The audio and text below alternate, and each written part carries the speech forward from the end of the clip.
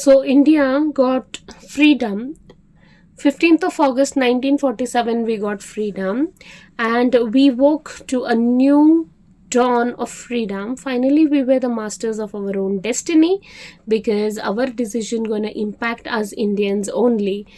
Because after 200 years of slavery of Britishers, we finally got independence.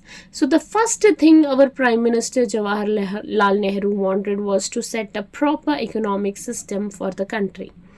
As we have three kind of system in the world: socialistic economy, where all the decision will be made by the government; capitalistic economy is like a market economy, where all the decision will be taken by the private enterprises or the private people; mixed economy is the mixture of both public and private sector. So Jawaharlal Nehru thought that India is a democratic country, and India don't want every decision to be made by the government, and we were not in that situation where we can leave everything into the hands of private individuals as well. So that is why India took the decision to be a mixed economy. In 1950, Planning Commission set up PM as chairperson, and then we started 5-year plan, so that we needed improvement in overall sector. We needed improvement and development in overall manner. So that is why we started with the 5-year plans. So 5-year plan was the goal. What was the goal of the 5-year plan?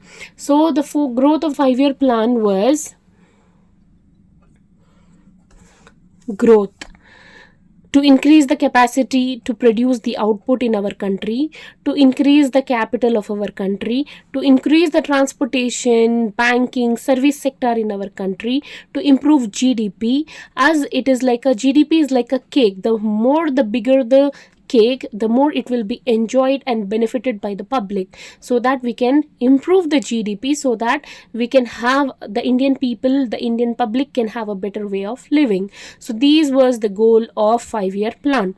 Second is modernization, so that we can adopt new technology. If we have our industry, like example, in industry we can adopt new machinery, or in agriculture we can adopt new techniques of cultivations. And also mentally also we needed modernization, psychology also we needed modernization, so that we can give women also to contribute into the growth of our country. So third one is self-reliance. What is self-reliance? So that we can, first 7-year plan also gave importance to self-reliance. It is to reduce the imports of food grain and increase self-sufficiency in the food production of our country. Equity, it is the last goal of our 5-year plan. It is important to have equal distribution of income and wealth, so that all the peace, prosperity, all the opportunities can be enjoyed by every individual of the country, even the rich, even the poor, even the illiterate, even the educated, even the skilled, even the unskilled. Everyone can have equal opportunity, equal level of distribution of income and wealth. So that these all are the various goals of 5-year plan. Now we'll understand what was the condition of our agriculture during the year 1950 to 1990, as India started or adopted a new technique which was called as high yield variety of seeds. Before that, we needed land reform, because as we know, before the independence, India was under the zamindari system, so that all the zamindar were holding large size of lands, to which land ceiling was very important, limiting the size of land to be held by individuals. So bringing change in the land rule was needed, so that we abandoned completely zamindari system, jagirdari system, and we made the workers of there as owners, so that we can avoid ownership in few hands, so that 200 lakh tenants got direct contact with the government. Many people did not got benefit from land reform. Many of them felt it was biased. Many of them filed cases in the court, so that the decisions once keep on getting delayed. Many avoided legislations. Some changed the land ownership to their own relatives. Only the land reform was successfully done in Kerala and West Bengal. Rest was not implemented in a proper manner. Now we'll understand what is green revolution. 75% of the country's population was dependent on agriculture in the year 1950 to 1990. We had old technology, we had a lack of infrastructure, we had low productivity. Increase in production with the help of green revolution, which is HYV seed. So let's understand HYV seed. Was it got famous in our country or not?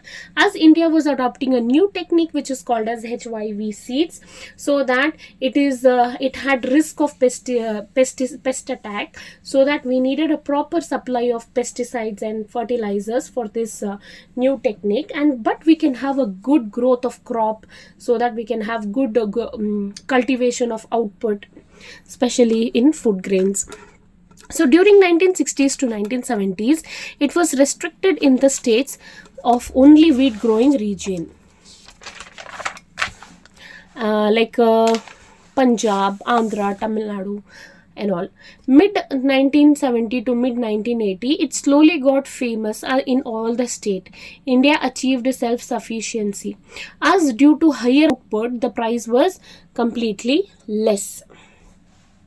So as it has risk of pest, and it needed proper amount of fertilizer and pesticide to be sprayed in an exact proportion. So to encourage that technology, government started to give concessions and subsidies or incentives to the farmers whoever will adopt HYV seeds, technology of seeds.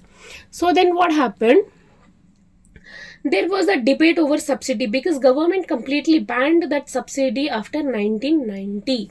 So it was like an encouragement to the farmers, so that they can adopt new technology, so that they can purchase fertilizers and pesticides, which is very important, especially when you are adopting these HYV seeds. Once the technology is profitable and adopted by all farmers, the subsidy was phased out, as it is a burden to the government's finance. But some debated that the agriculture is a very risky business, and we have all categories of farmers: poor farmers, small farmers, rich farmers, so that the rich might afford the inputs, but the small and poor farmer may not afford the pesticides and fertilizers, which is very important in this technology. So to maintain equality, subsidy has to be provided. 1960, there was 67% of growth of agriculture. 1990, 65% of the growth of agriculture. It means 2% of the people has completely changed their occupation. So the contribution of workers in agriculture is decreasing.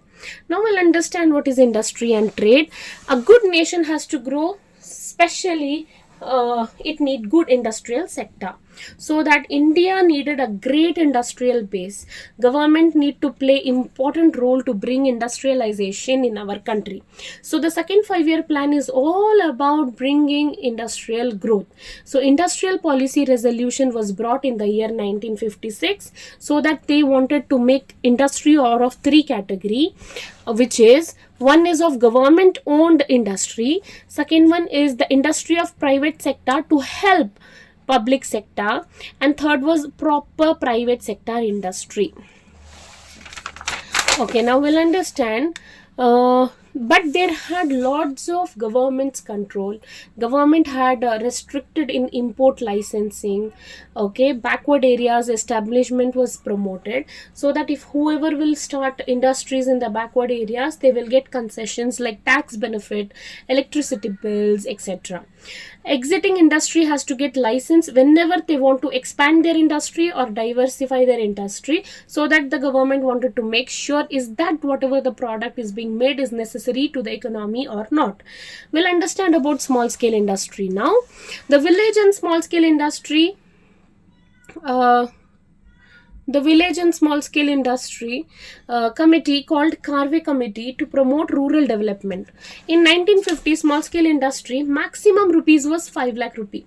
Current it is 1 crore rupee. Okay, because the industries are divided into small, micro, small, medium, and large scale industry. So small scale industries maximum limit before 1950 was 5 lakh. Now it is 1 crore. Small scale industries are labor intensive. It generates more employment. So a small scale industry to be saved from large scale industry. So concession was given from government like bank loan with lower level of interest rate, low excise duty, all these the concessions and incentives given to the small scale industry. Now we'll understand what was the trade policy. The government wanted to substitute import. They wanted India to produce the resources. If we Indians are able to produce that resources, not to import from the foreign, because whenever we import, foreign products keep on becoming expensive, so that they restricted to import, so that the people should not be spending on luxury goods, etc. And export was also not promoted until 1980s. So what are the effects of policies on industrial development? The contribution of industry in GDP increased. It was 11.8 in the year 1950 to 1951. It has increased to 24.8. Here you can see 24.8 in the year 1990 to 1991. 1990 industrial sector was well diversified. Here we come to know, like BSNL, there was no competition. It used to take months for connection due to no competition, because government wanted to protect large scale industries. Also government wanted to protect Indian industries from the international industries. Government did not allow the private industries also to join with such kind of category, but that is why they had no competitions. Hotels can run by private sector, defense served by public sector, but even government had hotels instead. So that was the problem. Many of the people debated, let government run only those with those kind of service which is difficult for the private sector to run. But the government was also making breads, which was not good. Okay, and the government company or undertaking, if they are facing heavy losses, but they used to keep it on functioning, they never close any kind of government setup which is running at loss, which is again not good, which is again waste of country's resources. Okay, so these are the various effects of the industrial policies. So license, for everything the private people needed to take license, as due to lack of competition. Producers were overconfident due to lack of competition. They know that anyhow the people are going to purchase from from us, so their capital market was huge, so that is why they had overconfidence. So 1991 India needed a new economic policy, because India was under the crisis.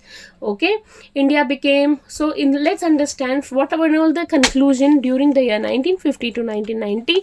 India became diversified. India was self-sufficient in food.